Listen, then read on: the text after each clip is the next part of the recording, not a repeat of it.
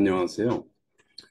우리는 앞의 일부에서 미래의 리더에게 필요한 네 가지 마인드셋에 관해서 살펴봤습니다. 이번에는 미래의 리더에게 필요한 다섯 가지 스킬들을 집중적으로 살펴보겠는데요. 여기서 제시하는 미래 리더의 핵심 스킬로는 감성 지능 스킬, 소통 스킬, 그다음에 테크 활용 스킬, 그리고 미래 대응 스킬, 코칭 스킬 이렇게 다섯 가지를 제시하고 있습니다. 미래 리더의 스킬 중에서 첫 번째로 강조하는 것은 미래학자의 스킬입니다. 이 부분에 대해서는 저도 리더십 교육을 할 때 아주 강조를 많이 하는 내용입니다.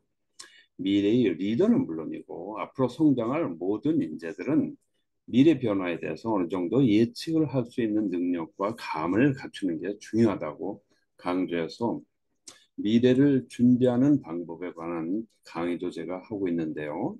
다음에 이 내용도 한번 정리를 해서 공유하겠습니다. 여기서 하는 이야기는 이렇습니다. 미래의 리더는 변화에 적응하는 것만으로는 충분하지가 않다. 네. 변화에 적응만 하는 게 아니라 변화를 주도할 수 있어야 된다. 즉, 미래를 창조해야 된다. 그래서 미래를 창조하는 리더가 결국 성공할 것이다. 이런 이야기를 하고 있습니다. 그리고 이 책에 하나의 도표가 나오는데 미래학자들이 얘기하는 미래 가능성의 원뿔이라고 하는 건데요. 이거는 영어로는 퓨처 콘이라고 합니다. 책에 나와 있는 것보다는 제가 갖고 있는 것이 더 상세해서 그것을 가지고 한번 설명을 해보겠습니다. 이 도표를 보면은 미래가 단순하게 한 가지로만 예측하는 것은 아니고요. 다양한 형태의 미래가 있다고 이렇게 미래학자들은 얘기를 합니다. 여기서 4P로 얘기를 하는데요. 즉, probable 미래, preferable 미래, plausible 미래, possible 미래 이렇게 나누어서 생각을 합니다. 먼저 probable 미래라는 것은 우리가 가장 가능성이 높다고 생각하는 그러한 미래입니다. 가령 남북 관계를 예로 든다면은 현재의 대립 관계가 1년 후건 5년 후에도 지속될 것으로 볼 수 있지요. 그거는 지난 70년간 다소의 차이는 있었지만 그런 관계가 지속되었으니까요. 이런 미래를 확실성이 높은 미래라고 저는 번역을 합니다.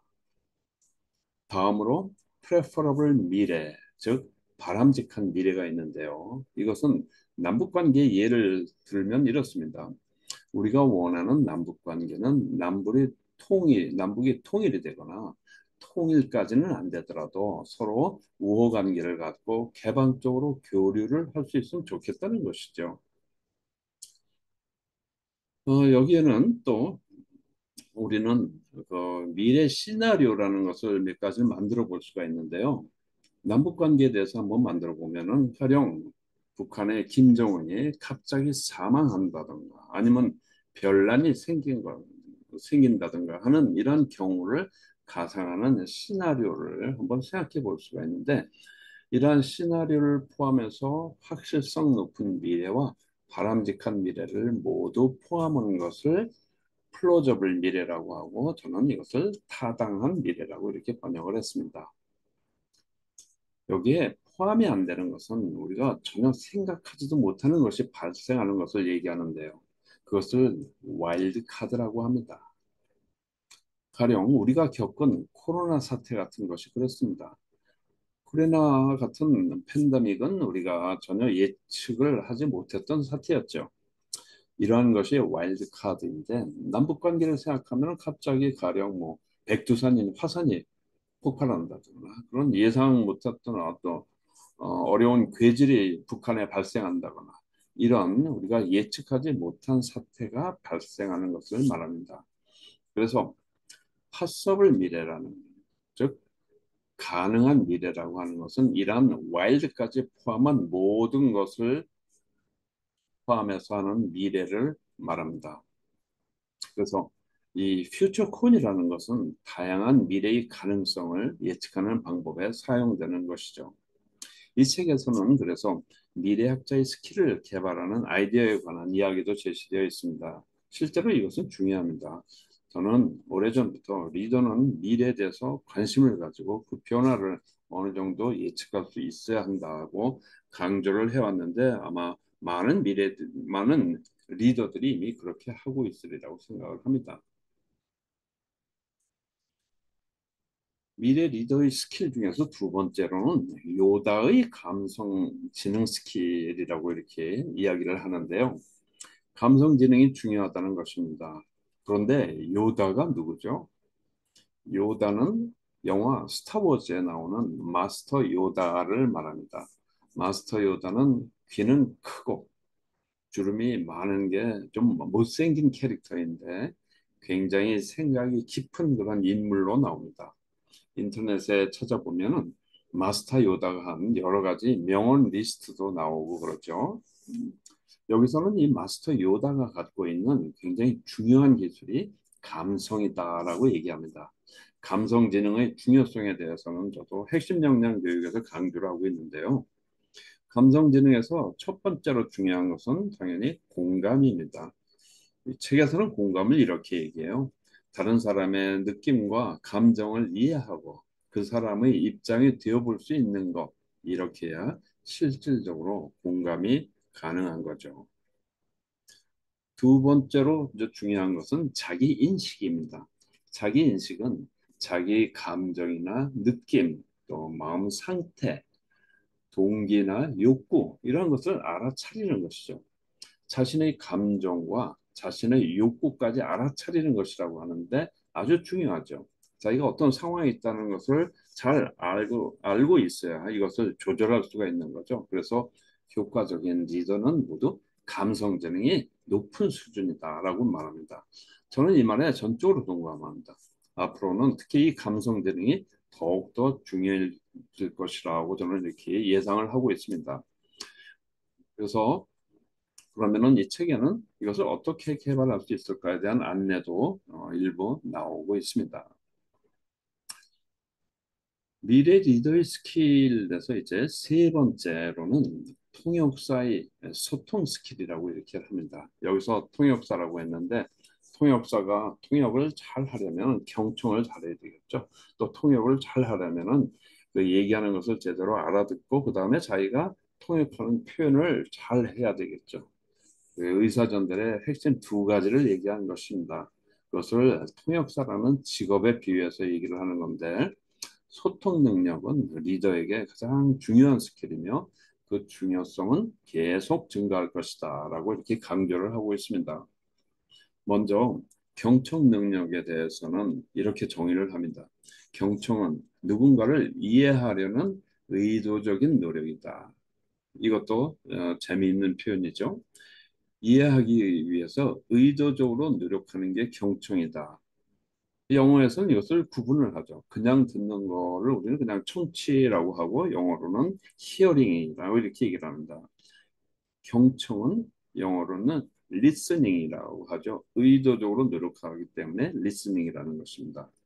또 미래의 리더가 경청한다는 것은 활용할 수 있는 많은 소통 채널을 통해서 다양한 곳에 귀를 기울이는 것이라고 합니다.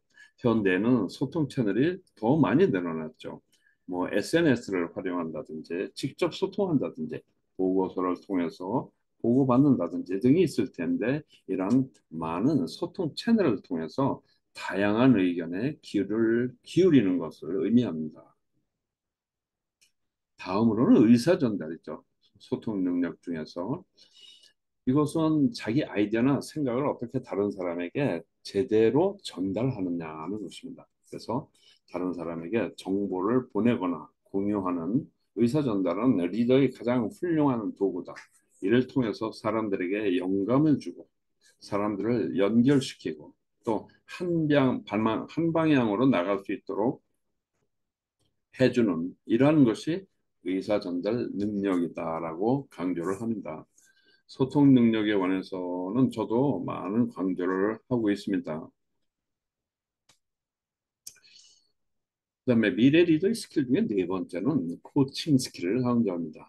리더는 코치나 지휘자 같은 역할로 많은 사람들의 노력을 조율할 수 있는 사람이다라고 합니다. 특히 적재적소에 사람들을 배치하고 그 사람들이 성공할 수 있도록 적극적으로 도와주는 것, 코칭을 하고 지원해 주는 것이 리더의 일이다. 이렇게 강조를 하고 있습니다. 어, 앞에서 서번트 리더십에서 서번트의 마음가짐을 갖고 부하를 섬기는 방법으로 또 이 코칭이 중요하다는 얘기를 했었는데요. 여기서는 네 가지를 또 이야기를 하고 있습니다. 첫째로는 직원들을 동기부여하고 몰입시키고 그렇게 하도록 영감을 줄 수 있어야 된다. 두 번째로는 미래의 리더를 육성할 수 있어야 하고요. 세 번째로는 세대와 문화를 포용하고 리드할 수 있도록 되고 그리고 네 번째로는 효과적인 팀을 만들어야 하는데 거기에는 이 코칭이 핵심적인 스킬이다라고 코칭을 강조하고 있습니다. 그 책에서는 코칭의 스킬을 개발하는 그런 방법도 제시를 해주고 있습니다.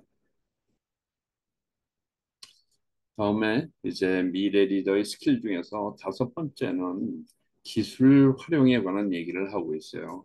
지금은 기술이 워낙 빠르게 변하고 새로운 기술들이 많이 소개가 되어서 미래의 리더는 새로운 기술이 가져올 기회와 위험을 예측하고 변화 가능성을 수용할 수 있도록 기술에 능숙해야 한다. 이런 얘기를 하고 있습니다.